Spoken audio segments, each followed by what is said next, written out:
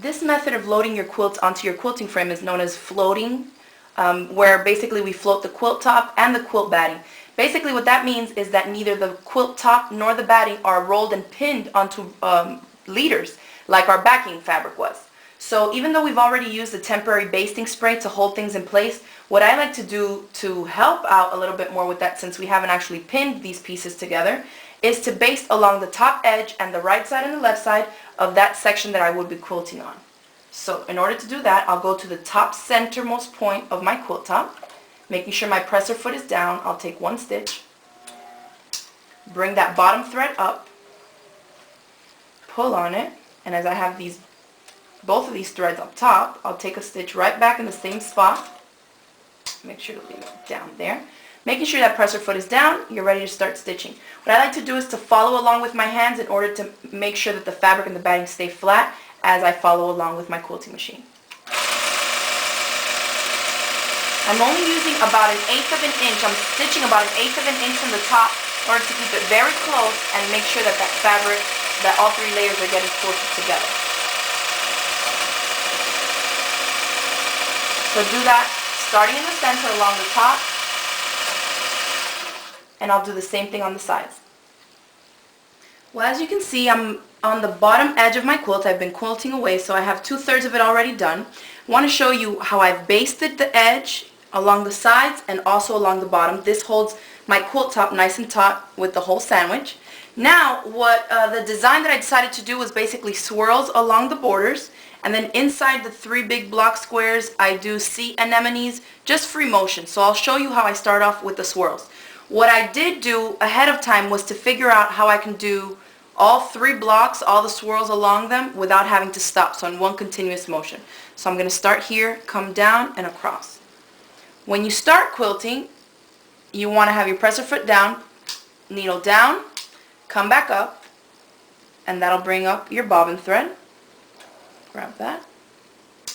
I put my needle down, and then you can just start stitching away. I like to have my speed on a little bit faster than normal because I tend to stitch better that way. Some people like to have it a little bit slower and move even slower, but what you want to do is have the machine stitching faster than you're actually moving. That way you can have continuous and nice stitches.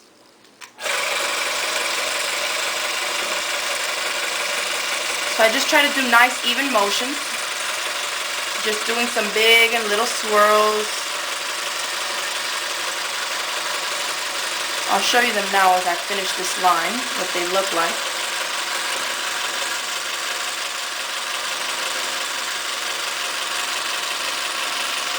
You kind of just go back and forth. It doesn't have to be perfect. It's free motion. And I'll do this all along those strip borders. Then I'll go back and quilt in the center pieces, like I said, with those sea anemones, also done free motion.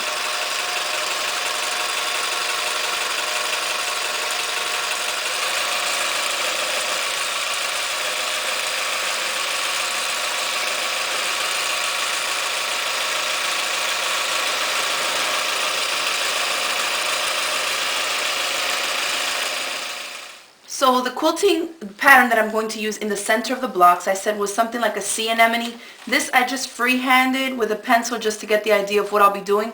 I recommend that you either get a dry erase board and practice doodling or whatever the pattern you want to do is first before actually doing it on the quilt, since it will be free motion.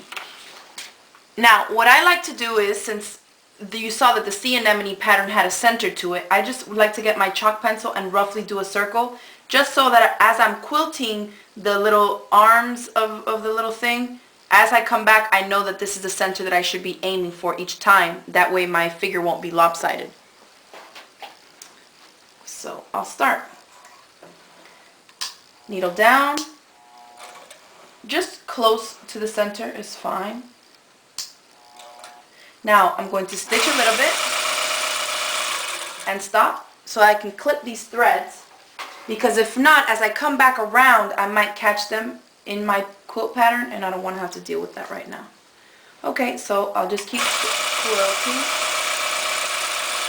And as you can see, it's all free motion. I just like to go in and out, keeping with the design. I'm kind of almost doing like tentacles, like for an octopus.